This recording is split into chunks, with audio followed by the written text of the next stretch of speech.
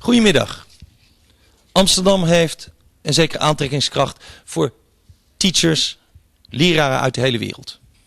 John, where are you from? To start with. Edmonton, Canada. And you are, how do you see yourself, as a teacher or a wandering prophet? As a teacher. As a teacher. And one of the things you teach is about the reality.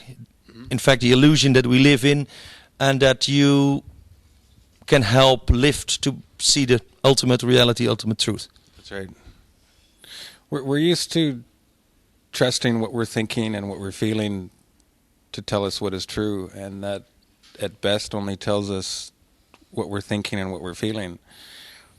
It doesn't tell us who we are. It doesn't tell us what is true. To find out what is true, one has to, with an honesty, a core-splitting honesty, open up inside, and let ourselves see what it is that we actually know is true, which is separate from any kind of belief system. Yeah. But at the same time, we are bombarded, and even now when there's a war in Kosovo, we're bombarded by information about the world that teaches us that we have to be fierce warrior, or we have this political, and we have to obey our parents or whatever. There's a whole system of belief that is fed to us from childhood. Do we have to do away with that belief system? We don't have to throw away that belief system, but if we're trusting that belief system to tell us what is true, then all that we'll have is a belief system. We won't really know anything. We'll just be, again, perceiving. Yeah, but if you're a good boy, so to speak, in society, and you follow the rules, and you believe what your parents tell you, and what you teach you, and you get your degrees, and you get a job, you at least have some food and money in your pocket. For most people, that seems to be enough. Why look further? But for most people, that's not enough, because that's not working. There's still a knowing that there's more than that. I share that belief, but how would you know if you are doing your job every day? Do you think most people have somewhere in the back of their mind a feeling, hey, there is more to search, there's more to experience? They don't necessarily know that there's more to search or more to experience, but they also know that the reality as we presently exist it, as we presently experience it, it falls short. We have this hope that a romantic relationship, or having a family, or having a good career will answer everything inside that we're looking for, and when we finally acquire that, we still don't have anything more than when we started. Mm-hmm. What did you experience to assure us that there's more to experience? That the reality is wider than this thing we experience every day? Being able to merge with trees, animals, people,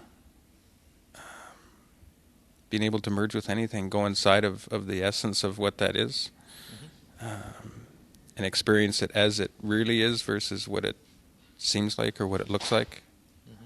Now, this message of no separation, because that's what it is, that we are one with everything.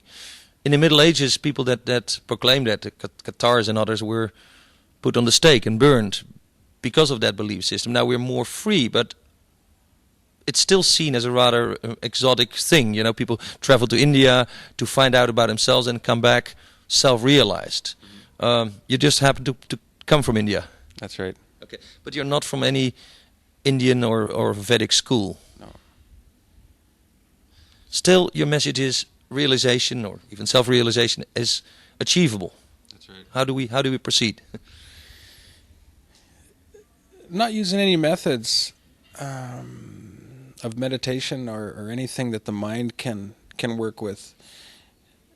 The only way of achieving self-realization is with just honesty. Letting honesty evaluate the reality that we're presently existing in. When we let honesty, and then honesty will begin to take apart our own illusions. It sounds very nice, but when I go for honesty in my own life around me and see what people do, I'm a little bit disappointed. I would love to see that honesty in myself and others, but I see a lot of deceit and a lot of building up an unreal reality of facades, of masks, of deceit. How to break through that? So then honesty can already see the facade that we're sitting in, and then we can let that same kind of honesty inside to take apart what it is that we're presently holding on to, what it is that's holding ourselves together on the inside. If we let honesty evaluate a belief system, then we know that we can't really trust that. We can't assume that what we believe is true is true. We have to go by what we actually know is true. Yeah, and what we know. say in a real life, people say belong to a political party, and the party says, "Oh, we are here to help the poor and to raise the standard of living and help protect you citizens and protect your rights." In reality, it doesn't happen. It seems to be backroom deals, wars that happen without the consent of the United Nations. NATO attacked Yugoslavia. I like this beautiful view of the greater reality, but it's so hard to get there. What to do?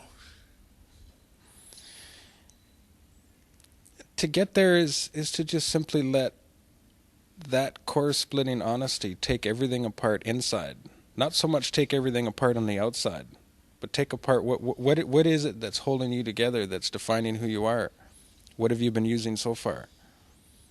Speaking for myself, it's not only a belief system, but yes, what my parents told me and the things I learned in school, and then I build up a system which has been shaken radically at some time, but I'm still a child of my parents, a child of my education, and yes, it feels good to go to India or even somewhere, sit on my backside and meditate and be calm and in real life it seems, yes, but I need to do this, and the phone rings and my mobile is going off all the time and I need money and stuff like that.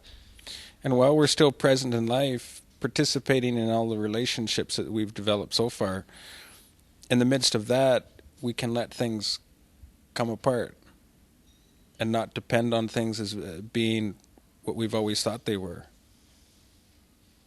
on the inside. Is it enough to come and to BBO or artist and listen to you for an hour to get an inkling of what is possible? It is. How did you personally achieve that state?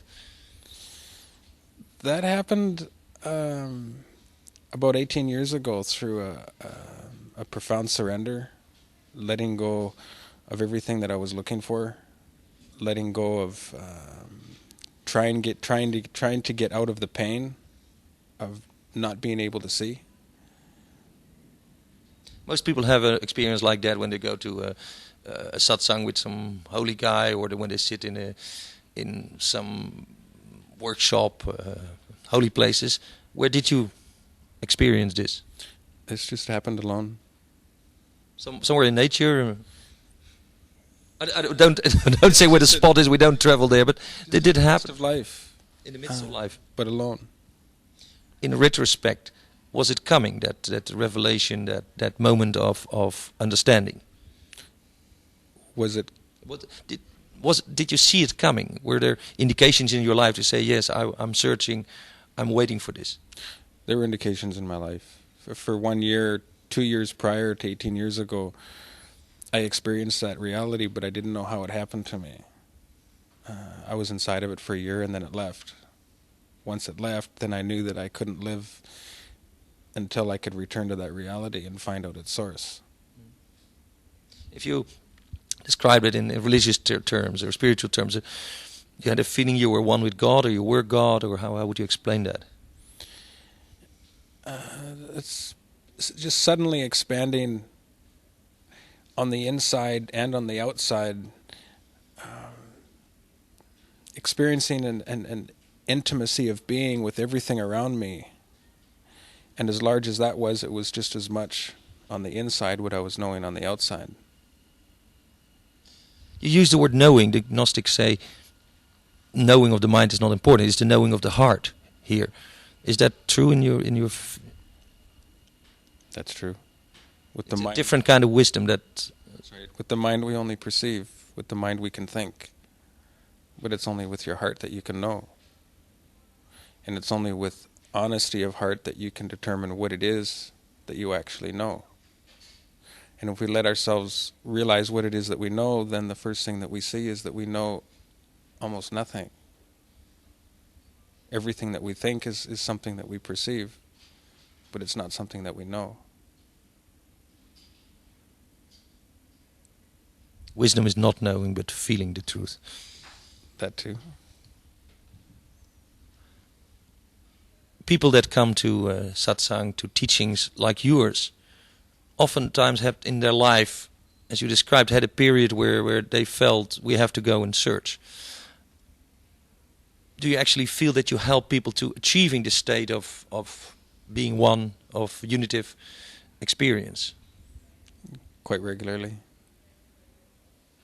With many. But no guarantees? There's guarantees. If anyone comes with a measure of openness, then it's not difficult. Do you believe the saying that if the student is ready, the master will arrive? It's a combination of two things. It's when the student is ready, the master will arrive, and when the teacher is ready, then the students will come. That's true. That's part of the equation. We need someone to guide us, someone to be the example, but it takes us to go there and be open and search for that truth in our heart.